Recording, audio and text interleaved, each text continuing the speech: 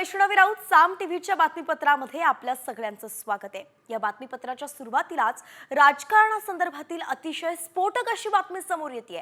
बातमी आहे ठाकरे गट आणि शिंदे गटासंदर्भात। एकनाथ शिंदेंच्या ऑपरेशन टायगरमुळे आता ठाकरेंना रत्नागिरीत सगळ्यात मोठा धक्का बसण्याची शक्यता वर्तवली जाते। कारण ठाकरे गटाचे माजी आमदार राजन साळवी शिंदे सेनेत प्रवेश करणार असल्याची माहिती विश्वसनीय सूत्रांनी दिली आहे। 13 फेब्रुवारीला एकनाथ शिंदेंच्या उपस्थितीत हा प्रवेश होणार असल्याची माहिती आहे। तर शिवसेनेत अनेक जण पक्षप्रवेश करणार असून त्याची सुरुवात ही गुरुवारी रत्नागिरीमधून होणार असल्याचं कळतंय।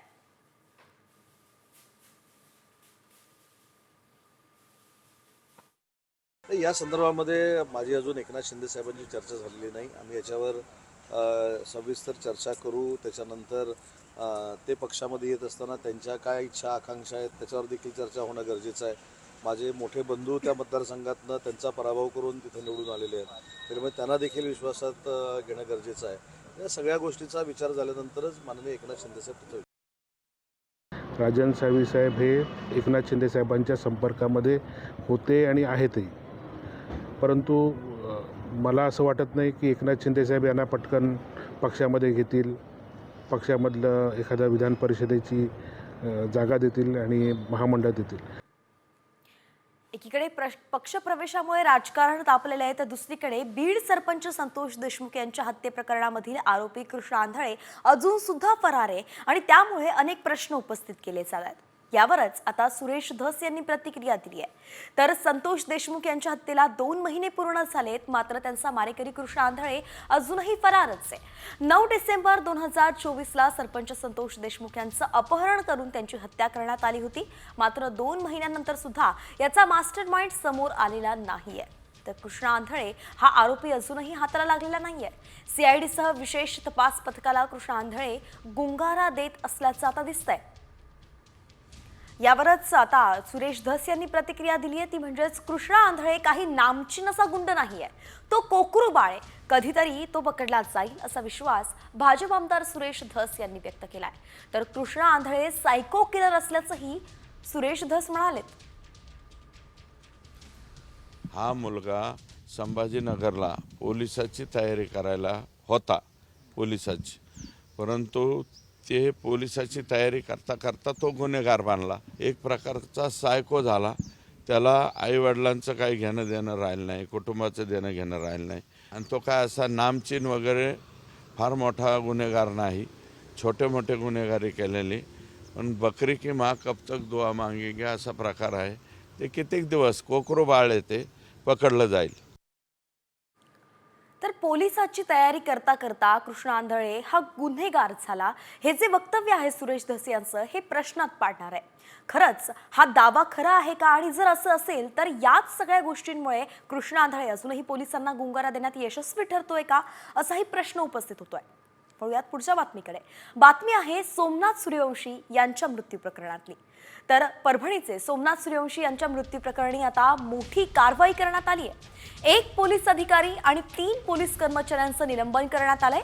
पोलीस उपनिरीक्षक कार्तिकेश्वर तुर्नर, कर्मचारी सतीश दैठणकर, मोहित पठाण आणि राजेश जठाल यांच्यावरती निलंबनाची कारवाई करण्यात आली आहे। दरम्यान परभणी ते मुंबई दरम्यान काढलेला लॉंग मार्च नाशिकमध्ये स्थगित करण्यात आलाय।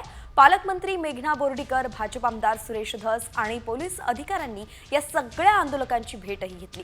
आंदोलकांनी मागण्या मान्य करण्यासाठी 1 महिन्याची डेडलाईन दिली आहे।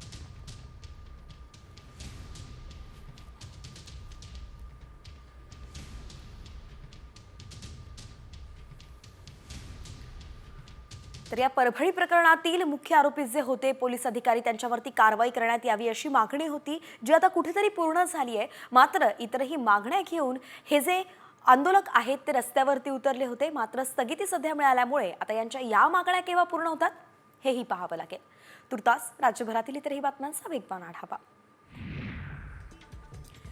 प्राध्यापकांची 4300 पदं भरण्यात येणार आहेत, तसा प्रस्तावच उच्च शिक्षण विभागानं अर्थ विभागाकडे सादर केलाय। त्यामुळे आता उपमुख्यमंत्री आणि अर्थमंत्री अजित पवार नेमका काय निर्णय घेतात याकडे सगळ्यांचं लक्ष लागलंय। राज्यात सार्वजनिक विद्यापीठं आणि अनुदानित कॉलेजमध्ये 12,000 जागा रिक्त आहेत।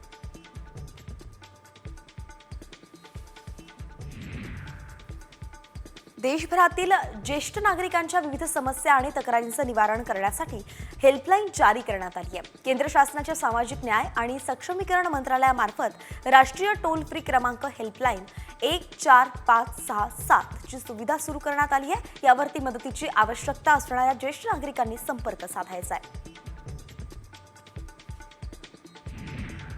आझाद मैदानालगत असलेल्या फॅशन स्ट्रीटच्या पुनर्विकासाचं काम हाती घेण्यात येणार आहे. इथल्या अधिकृत गाळेधारकांची दुकानं एकसारखी दिसतील अशी रचना करण्यात येणार आहे. खरेदी करणाऱ्यांना चालायला जागा तसंच बस थांब्याची सुविधा सुद्धा करून फॅशन स्ट्रीटचा लुक बदलणार असल्याची माहिती पालिकेच्या सूत्रांनी दिली आहे.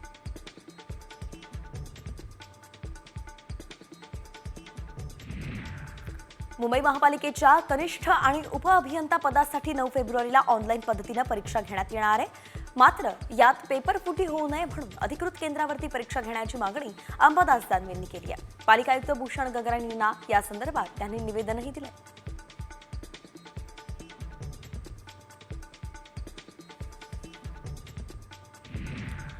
बाढवण बंदर आता समृद्धी महामार्गाला सुद्धा जोडला जाणार आहे. त्यासाठी बाढवण बंदर ते इगतपुरी दरम्यान 118 किलोमीटरचा द्रुतगती महामार्ग बांधण्यात येणार आहे. या महामार्गामुळे बाढवण बंदर ते इगतपुरी अंतर फक्त 1 तासात पार करता येईल. या मार्गाकरितासाठीच 18,000 कोटींचा खर्चही अपेक्षित आहे.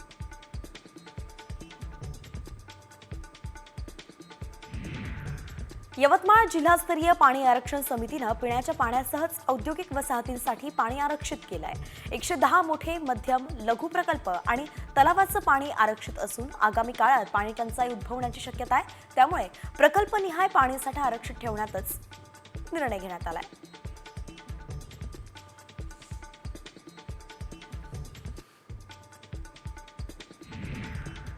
आणि त्या बच्चू कडू संदर्भात एक महत्त्वाची बातमी आहे. त्यांनी अतिशय महत्त्वाचं असं विधान केलंय.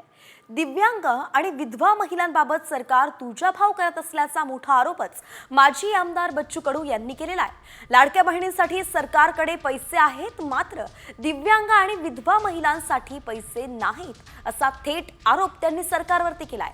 सरकारच्या या सापत्न वागणुकीचा निषेध करण्यासाठीच आता किल्ले रायगडावरती पायथ्याशी जाऊन बच्चू कडू 21 फेब्रुवारीपासून आंदोलन सुरू करणार आहेत.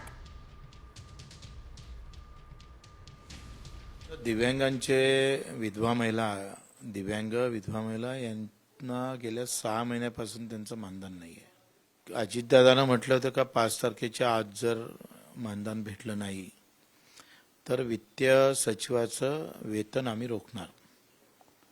ते वेतनही रोखलं नाही आणि मानधन सुद्धा 5 तारखेच्या आत भेटलं नाही. आता आम्ही 21 तारखेपासून रायगडाच्या पायथ्याशी जिजाऊ माताच्या समाधीजवळ जुनी राजधानी जी शिवकालीन राजधानी आहे त्या राजधानीतून आंदोलन करणार आहोत.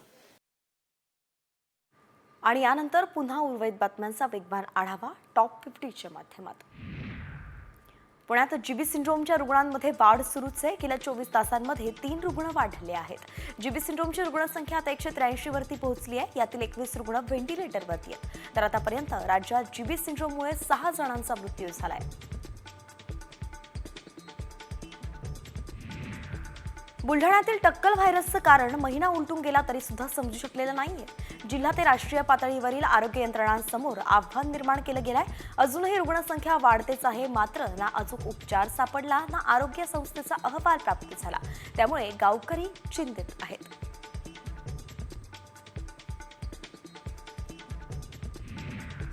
बुलढाणा जिल्ह्यात पुन्हा केस गळतीचा धोका वाढलाय. शेगावमध्ये 3 गावातून 20 रुग्ण आढळले असून रुग्णसंख्या 259 वरती पोहोचली आहे. त्यामुळे परिसरात मोठं भीतीचं वातावरण पसरलंय. तसंच बाधित कुटुंबांवरती बहिष्कार टाकण्यात आलाय. आरोग्य विभागानं तातडीनं उपाययोजना करण्याची मागणी नागरिकांनी केली आहे.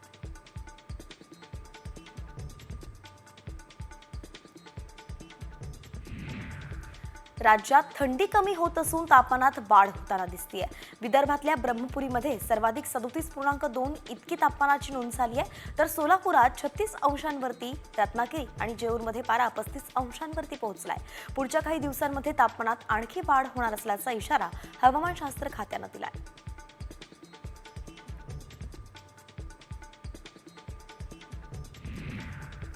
नवी मुंबईतले तब्बल 8,000 कंत्राटी कामगार उद्यापासून बेमुदत संपावरती जाणार आहेत. समान काम समान वेतन ही मागणी करत हे कंत्राटी कामगार गेल्या महिनाभरापासून आंदोलन करतायत. मात्र नवी मुंबई महापालिकेनं अजूनही त्यांची दखल घेतलेली नाहीये. तेव्हा कामगारांनी बेमुदत संपाचं हत्यार उपसलंय.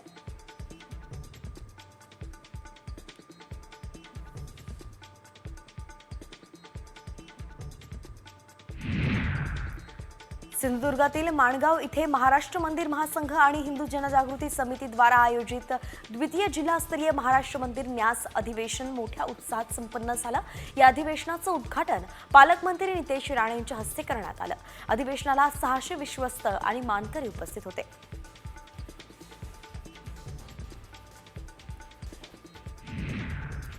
मुख्यमंत्री सौर कृषी वाहिनी योजनेअंतर्गत वाशिम जिल्ह्यात 12 मेगावॉट क्षमतेचे 4 सौर ऊर्जा प्रकल्प कार्यान्वित झालेत. हे प्रकल्प सुरू झाल्यानं 3500 कृषी ग्राहकांना दिवसा वीज पुरवठा केला जातोय. तर या सौर ऊर्जा प्रकल्पांमुळे दिवसा शेती करणं सोपं झालंय. शेतकऱ्यांना सिंचनासाठी याचा मोठा फायदा होतोय.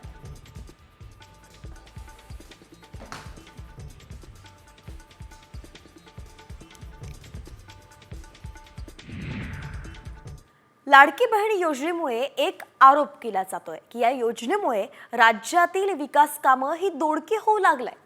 नेमक्या किती हजार कोटींची कामं अडली आहेत आणि यामुळे कोणी काम बंद आंदोलनाचा इशारा दिलाय? आरोप काय होत आहेत त्यावरचाच हा विशेष रिपोर्ट. लाडकीमुळे विकास कामं अडकली. कंत्राटदारांचे 89,000 कोटी थकले. अनेक विभागांमध्ये कोट्यवधींची थकबाकी. विधानसभा निवडणुकीत महायुती सरकारसाठी गेम चेंजर ठरलेली मुख्यमंत्री लाडकी बहीण योजना सरकारला डोईजड झाली आहे. कारण राज्याच्या तिजोरीवर दरवर्षी 45,000 कोटींचा बोजा पडलाय. या योजनेचा खर्च राज्याच्या महसुलाच्या तब्बल 15% आसपास आहे. त्यामुळे इतर विभागांच्या विकास कामांवर त्याचा परिणाम झालाय. राज्यात विकास कामांची कोट्यवधीची बिलं थकली आहेत. 4 लाख कंत्राटदार अडचणीत आलेत. 4 जुलै 2024 पासून विविध विभागातील तब्बल 89,000 कोटी रुपये बिलापोटी थकले आहेत. ग्राफिक्सच्या माध्यमातून पाहूयात कोणत्या विभागात किती थकबाकी आहे. सार्वजनिक बांधकाम विभागात 46,000 कोटी रुपयांची थकबाकी आहे. जलजीवन विभागात 18,000 कोटी, जलसंधारण विभागात 19,700 कोटी, ग्रामविकास विभागात 8,600 कोटी, तर नगरविकास विभागात 1,700 कोटी रुपयांची थकबाकी आहे. दरम्यान बिलं थकल्यामुळे कंत्राटदार संघटनांनी 5 फेब्रुवारीपासून काम बंदचा इशारा दिलाय. गेल्या 8 महिन्यापासून ह्या कुठल्याच विभागाचा निधी उपलब्ध होत नसल्यामुळे जवळपास राज्यातील 3.5 ते 4 कोटी लोकांचा रोजगार या शासनाच्या निधी न येणाऱ्या अवस्थेमुळे बंद पडलेला आहे. माझी शासनाला विनंती आहे की ह्या सर्व गोष्टीमध्ये तातडीने लक्ष घालावे, अन्यथा नाईलाजास्तव संघटनेस 5 फेब्रुवारीच्या पुढे एक मोठा निर्णय घेणं क्रमप्राप्त आहे. लाडकी बहीण योजनेमुळे बिलं थकल्याची वस्तुस्थिती सत्ताधाऱ्यांनी नाकारलेली नाही.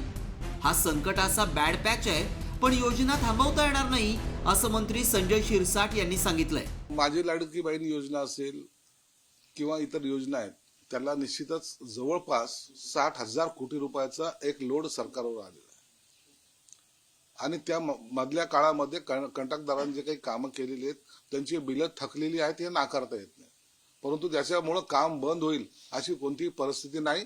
प्रत्येकाला आता बिलाचं वाटप सुद्धा करता येत आहे, करतायत सरकार. लाडक्या बहिणींमुळे त्यामुळे बजेटवर ताण येणार ही वस्तुस्थिती कोणालाही नाकारता येणार नाही. परंतु त्याच्यामध्ये सरकार सक्षम आहे. ज्यांनी कामं केली आहेत त्या कामगारांचे, कंत्राटदारांची बिलं काढणं ही सरकारची नैतिक जबाबदारी आहे. आणि त्याच्यामुळे निश्चितच या ठिकाणी सरकार त्यांची बिलं देण्यासंदर्भात सकारात्मक मार्ग काढेल.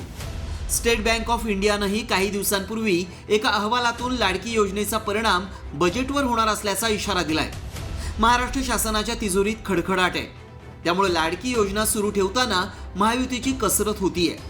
अशा स्थितीत आता वाढीव 2100 रुपयांचा हप्ता कसा देणार आणि विकास कामं कशी पूर्ण करणार याकडेच राज्याचं लक्ष लागलंय.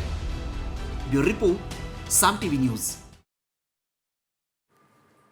आणि यानंतर आता उर्वरित बातम्यांचा वेगवान आढावा 36 जिल्हे 36 रिपोर्टरच्या माध्यमातून. शासकीय सोयाबीन खरेदीसाठी 6 फेब्रुवारी ही डेडलाईन होती. मुदत संपल्यानं अमरावती जिल्ह्यातील 2000 शेतकरी सोयाबीनच्या शासकीय खरेदीपासून वंचित राहिलेत. शासनाचा हमी भाव 4,892 रुपये प्रति क्विंटल असताना शेतकऱ्यांना तेच सोयाबीन आता 4,000 रुपयाच्या आत खासगी बाजारात विकावं लागतंय.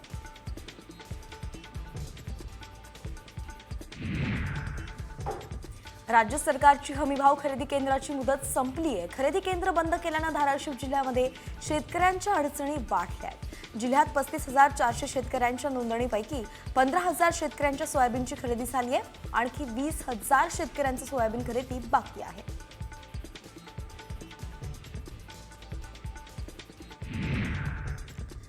धाराशिवच्या कळंब तालुक्यातील खामसवाडी या परिसरात सध्या राजमा पीक भाव खात आहे. राजमाला प्रति क्विंटल 8,000 ते 9,200 रुपये इतका भाव मिळतोय. विशेष म्हणजे बांधावरती जाऊन व्यापाऱ्यांकडून राजमाची खरेदी केली जाते. सोयाबीननं त्रस्त शेतकरी त्यामुळे आता राजमा पिकाकडे वळताना दिसत आहेत.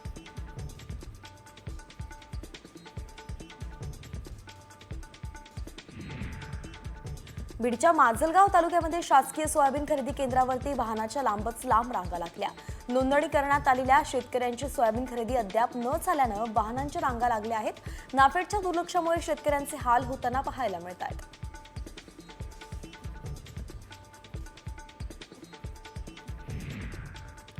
हमी दरानुसार यवतमाळ जिल्ह्यात 14 केंद्रांवरती सोयाबीनची खरेदी करण्यात आली आहे. मात्र अजूनही 40,000 क्विंटल सोयाबीन गोदामात पोहोचलेलं नाहीये. हे सोयाबीन बाजार समितीच्या शेडमध्ये आणि काही खासगी गोदामात ठेवलंय. या सोयाबीनची देखभाल करण्याची जबाबदारी हमी केंद्रावरती राहणार आहे.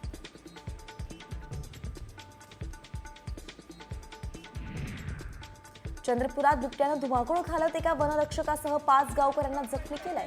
ही घटना सिंधेवाही तालुक्यातील धुमनखेडा गावातील एका गोठ्यात बिबट्यानं ठिय्या मांडला होता आणि बिबट्याला पाहण्यासाठी परिसरातील नागरिकांनी मोठी गर्दी केली होती. त्यावेळेस हा संपूर्ण प्रकार घडला.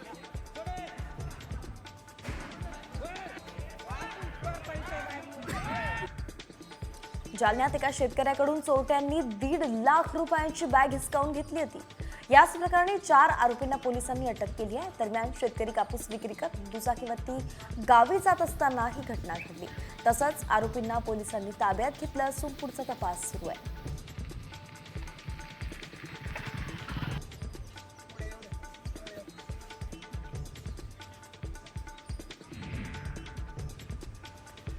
धाराशिवमध्ये परंडा शहरात ट्रॅक्टरची चोरी झाली. यावेळी चोरटा ट्रॅक्टरसह ट्रॉली चोरी करून जात होता. मात्र ट्रॉली उलटल्यानं चोर फक्त ट्रॅक्टरचं हेड घेऊनच पसार झालाय.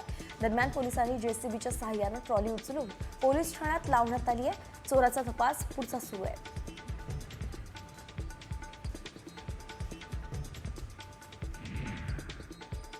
जालन्यात शेतकऱ्याला लुटणाऱ्या टोळीच्या मौजपुरी पोलिसांनी मुसक्या आवळल्या आहेत. कापूस उत्पादक शेतकऱ्याचे 1.5 लाख रुपये लुटल्याची घटना काही दिवसांपूर्वी घडली होती.